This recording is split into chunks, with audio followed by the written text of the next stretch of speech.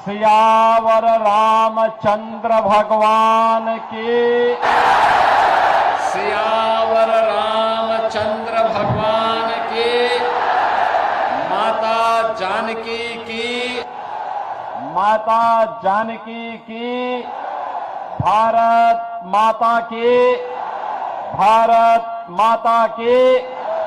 वंदे वंदे वंदे। नमः पार्वती पतिये हर हर।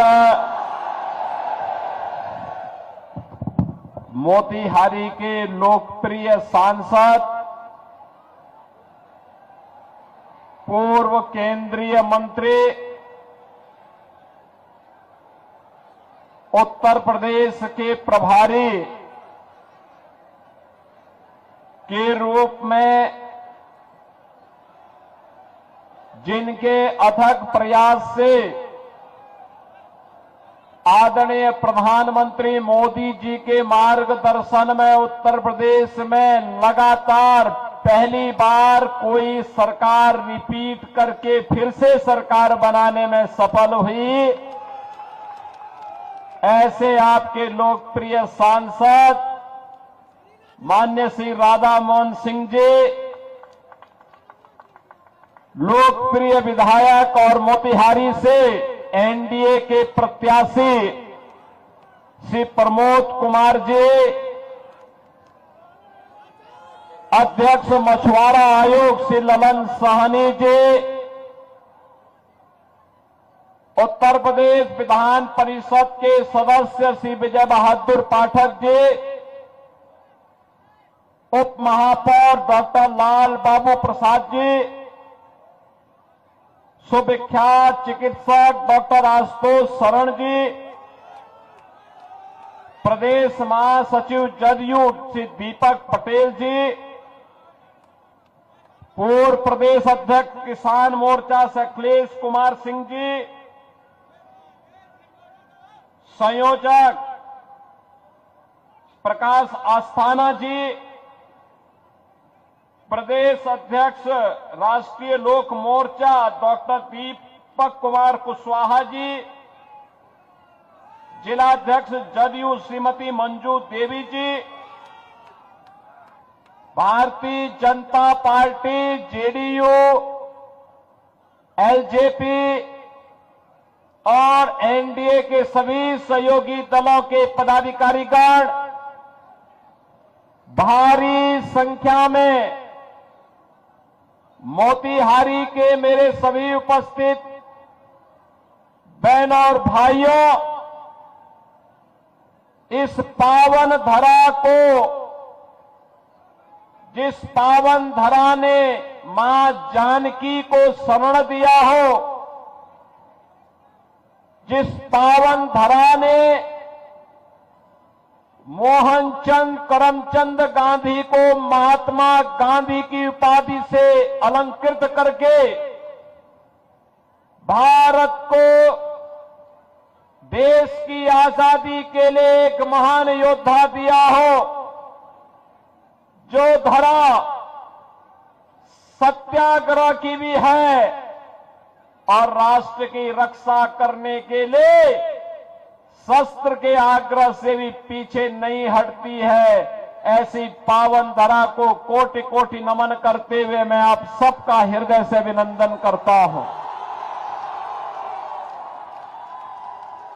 बहनों और भाइयों, बिहार विधानसभा का चुनाव चल रहा है। पहले चरण के चुनाव 6 नवंबर को संपन्न हो गए हैं और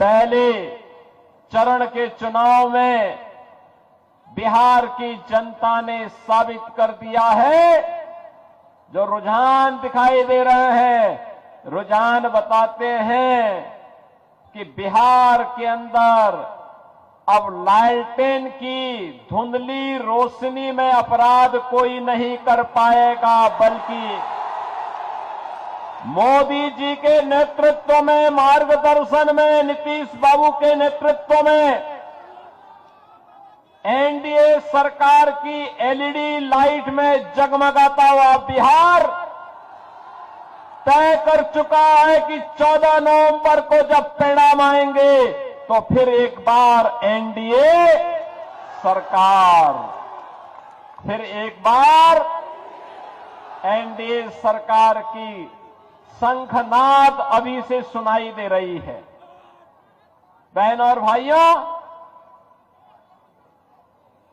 बिहार, जिस बिहार का अपना गौरवशाली इतिहास रहा हो, जिस बिहार ने नालंदा विश्वविद्यालय दिया हो, जो बिहार आर्यभट्ट और आचार्य चाणक्य जैसा महान आचार्य दिया हो,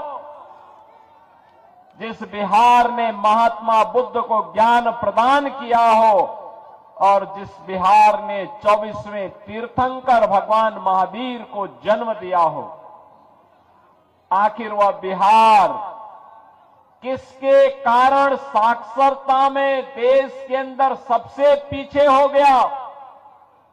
बहनों और भाइयों, इस पाप का दोषी कोई और नहीं, इस पाप का दोषी कांग्रेस और आरजेडी बराबर के दोषी हैं। जिन लोगों ने अपने स्वार्थ के लिए बिहार का उपयोग तो किया, लेकिन बिहार के विकास के लिए बिहार की मेधा और बिहार की प्रतिभा और यहां की ऊर्जा का उपयोग बिहार के विकास में नहीं होने दिया। बिहार का नौजवान मेहनत करता था, उसकी मेधा और उसकी प्रतिभा का लोहा देश और दुनिया मानती है, लेकिन जब बिहार के विकास की बात आती तो कांग्रेस और आरजेडी के लोगों की दलाली इस नौजवान की मेधा को कुंद कर देती थी। हताश और निराश बिहार का प्रतिभा, यहां का नौजवान प्लान करने के लिए मजबूर हो गया था। पिछले 20 वर्ष में एनडीए की सरकार में नीतीश बाबू के नेतृत्व में बिहार में सुशासन की आधारशिला सुदृढ़ हुई है। और बहनों और भाइयों, इसी सुशासन की सुदृढ़ नींव में एक समृद्ध और विकसित बिहार के निर्माण के लिए एनडीए सरकार फिर से बिहार के अंदर आवश्यक है। और इसी के लिए आज मैं आपसे आह्वान करने के लिए आया हूं। बहनों और भाइयों, याद करिए, आज बिहार में वो सब कुछ है जो बिहार की समृद्धि और विकसित बिहार बनाने में सहायक हो सकती है।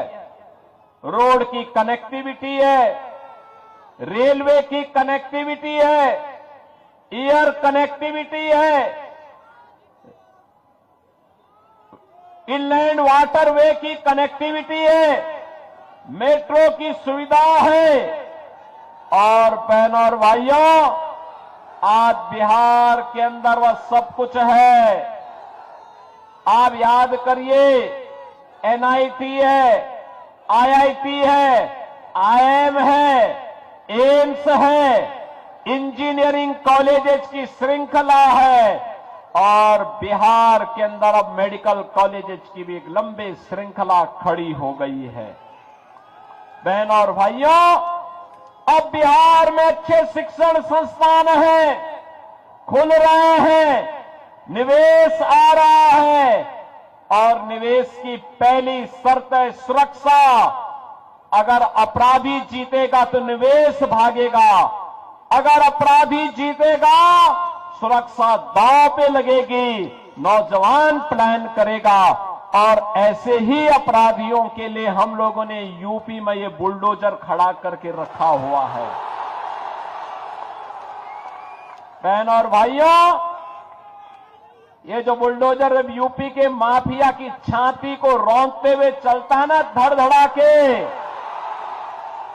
उसकी हड्डी और पसली एक हो जाती है। और तभी तो यूपी का माफिया और अपराधी हुआ है फस्त और नौजवान को रोजगार मिला है तो वह हुआ है मस्त।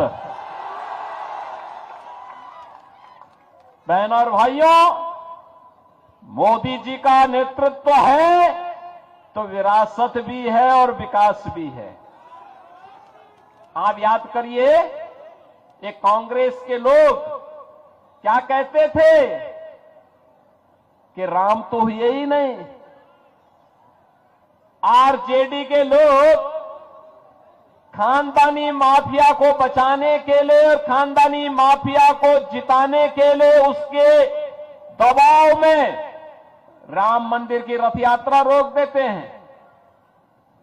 इनका पार्टनर समाजवादी पार्टी उत्तर प्रदेश के अंदर राम भक्तों पर गोली चलाने का दुस्साहस चलाती करती है, लेकिन तब भी राम भक्त कहते थे रामलला हम आएंगे मंदिर,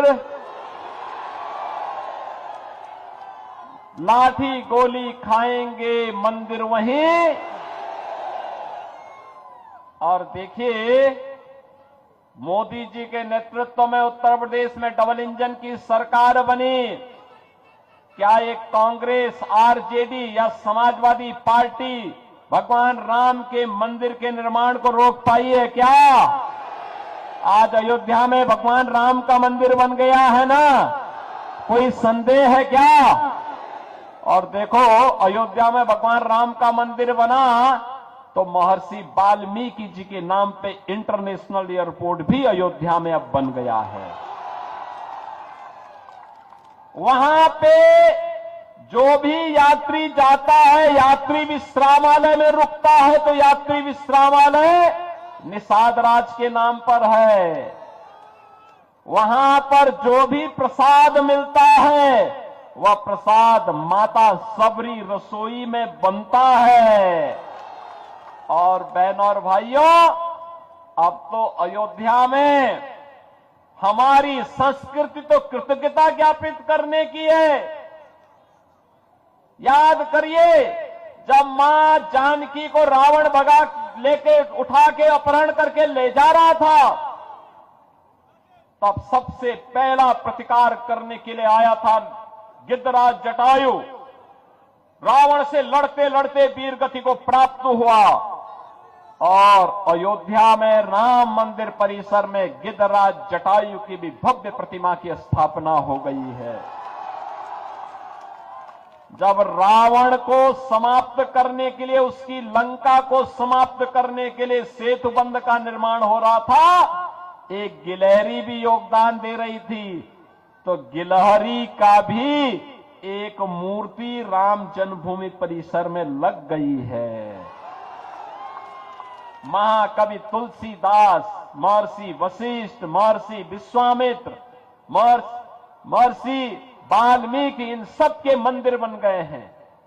बहनों और भाइयों, ये है भारत की परंपरा, कृतज्ञता ज्ञापित करने की परंपरा। और अयोध्या में राम मंदिर बनेगा तो सीतामढ़ी में मां जानकी का मंदिर भी ये एनडीए की सरकार बना रही है ना। और यही नहीं, राधा मोहन बाबू यूपी के प्रभारी थे, तो इन्होंने कहा कि जब मंदिर बनेगा अयोध्या में तो अयोध्या से सीतामढ़ी को जोड़ने के लिए राम जानकी का मार्ग भी बनना चाहिए। 6155 करोड़ स्वीकृत, काम भी प्रारंभ हो गया है। और अब तो गोरखपुर से सिलीगुड़ी को जोड़ने के लिए जो एक नया एक्सप्रेसवे बन रहा है वह इसी मोतिहारी होते हुए जा रहा है। और यह एक इकोनॉमिक कॉरिडोर होगा, इकोनॉमिक कॉरिडोर।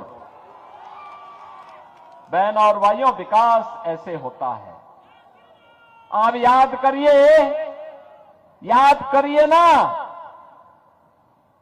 ये कांग्रेस और आरजेडी के समय में गरीब को कुछ नहीं मिलता था, न आवास, न राशन, न स्वास्थ्य की सुविधा, न रसोई गैस की कनेक्शन, कुछ भी नहीं मिलता था। मोदी जी के समय में पिछले 11 वर्ष में भारत दुनिया की बड़ी ताकत बना है। आज भारत की तरफ कोई टेढ़ी नजरों से नहीं देख सकता। आज का भारत एक मजबूत भारत है, मजबूर नहीं। भारत अब दुश्मन को उसके ही मांद में घुस करके मारता है। अब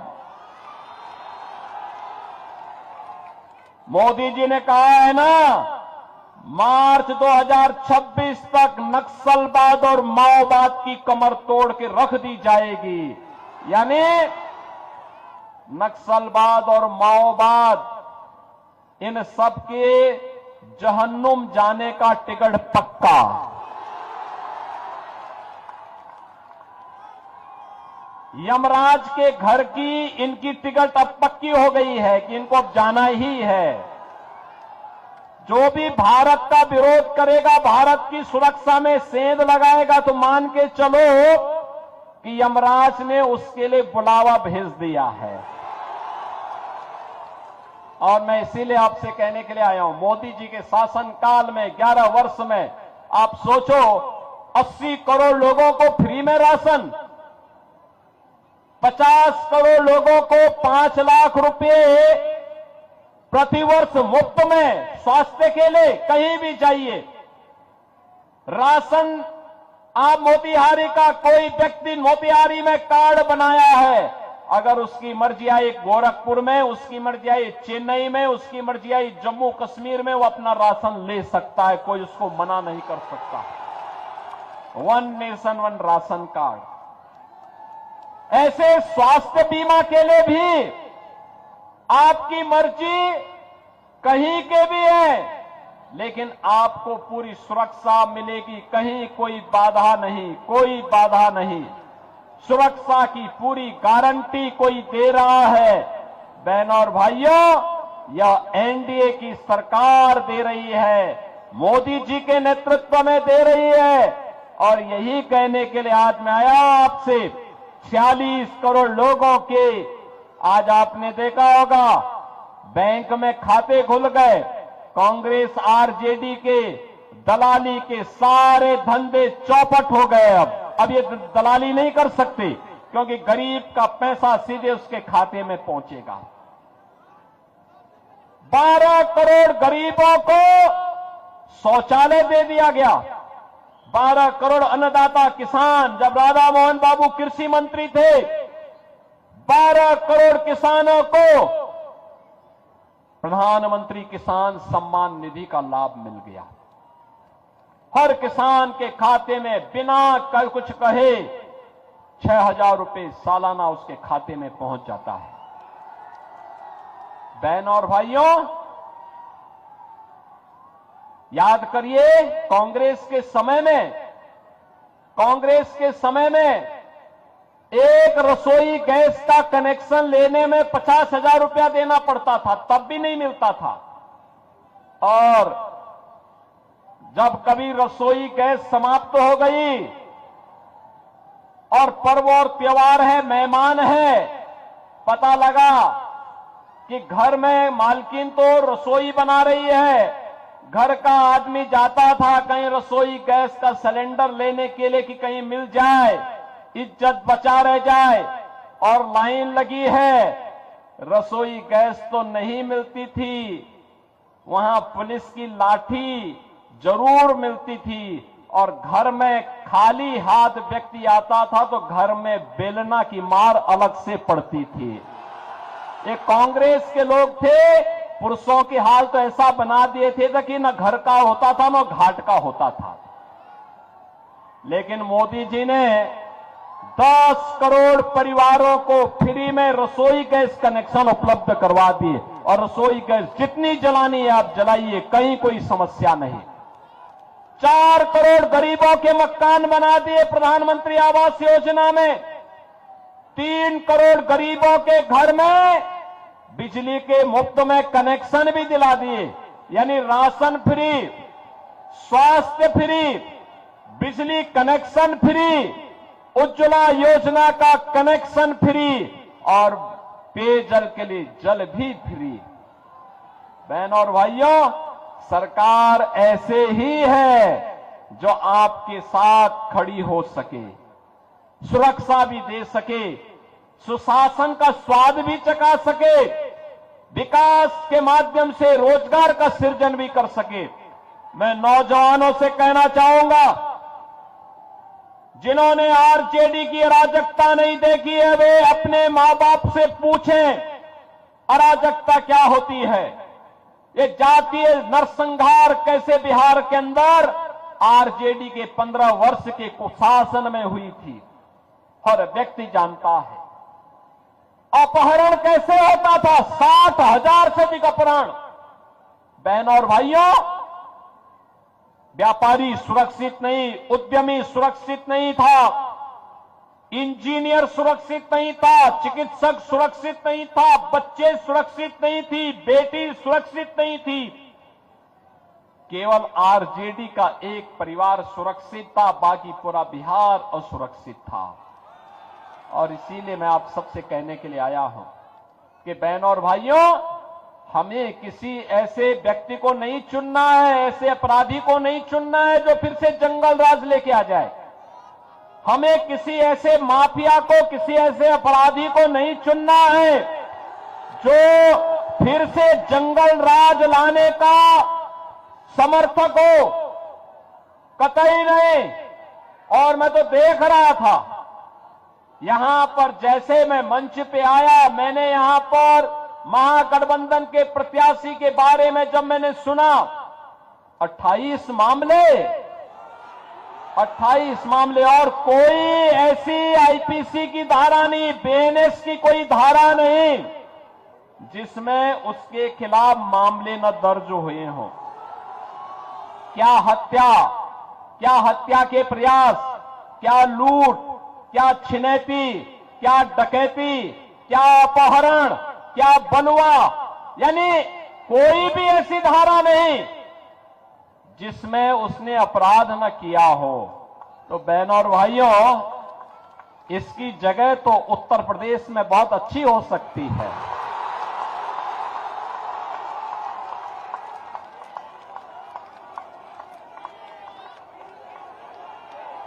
ऐसे लोग उत्तर प्रदेश में अगर चुनाव लड़ते ना, तो आज का उत्तर प्रदेश उसको बर्दाश्त नहीं करता, कतई नहीं बर्दाश्त करता। और मैं तो आपसे अपील करने के लिए आया हूं, ये अपराधी और माफिया किसी के नहीं हुए हैं, याद करना, किसी के सगे नहीं हैं, ये किसी के नहीं है। इनकी न कोई जाति है, इनकी न कोई पाति है। अपराध इनका पेशा है और अपराध के माध्यम से नाजायज संपत्ति को कब्जा करना ये अपना जन्मसिद्ध अधिकार समझते हैं। ऐसे लोगों के खिलाफ तो जितनी सख्ती हो सकती है, सामाजिक बहिष्कार हो सकता है, करना चाहिए, जरूर करना चाहिए। और यही कहने के लिए आज मैं आपसे कहने के लिए आया हूं। बहनों और भाइयों, आज मैं आपके बीच आया हूं। आपके लोकप्रिय सांसद श्री राधा मोहन सिंह जी एक लंबे समय से आपको नेतृत्व दे रहे हैं, उन्होंने विकास कराया है, इस क्षेत्र को एक नई पहचान दी है। अपनी सरलता, सहजता, कर्मठता के कारण जाने जाते हैं और लगातार विकास के प्रति आग्रही रहे हैं। उन्होंने कहा कि आप एक बार जरूर आ जाइए। मैंने कहा मैं जरूर आऊंगा। आपने एक बार कह दिया जरूर आएंगे, आपके क्षेत्र में जरूर आऊंगा। और प्रमोद बाबू के लिए मैं भी वहां पे अपील करने के लिए जरूर आऊंगा। आप प्रमोद कुमार जी को प्रत्याशी, जो भाजपा के एनडीए के प्रत्याशी विजयी बना के भेजेंगे ना विधानसभा में, फिर से छठी बार भेजेंगे ना। ये रिकॉर्ड बनाना है, ये रिकॉर्ड बनाने के लिए तैयार है ना? तैयार हैं? तो आप सभी दोनों हाथ पा करके थोड़ा अपना आशीर्वाद दीजिए। पीछे स्टेडियम में भी सीढ़ियों पर लोग बैठे हुए हैं, छतों के ऊपर खड़े हुए हैं सभी लोग। इधर उधर सबसे मैं कहूंगा, ये अपराधी और माफिया को फिर से विजयी नहीं बनने देना है। इसके लिए आपका आशीर्वाद प्रमोद कुमार जी के साथ है कि नहीं है ना? सभी लोग अपना समर्थन दे रहे हैं ना? आशीर्वाद देंगे ना? आशीर्वाद देकर के 11 नवंबर को भारी बहुमत से विजयी बना करके प्रमोद कुमार जी को भेजना है। भेजेंगे? सभी लोग भेजेंगे? दोनों हाथ बढ़ा करके मेरे साथ बोलेंगे, भारत माता की जय, भारत माता की जय, भारत माता की जय। जय श्री राम, जय श्री राम, जय जय श्री राम, जय जय श्री राम। सियावर रामचंद्र की जय, भारत माता की जय बुलडोजर बाबा की जय, योगी आदित्यनाथ जिंदाबाद। जिंदाबाद जिंदाबाद।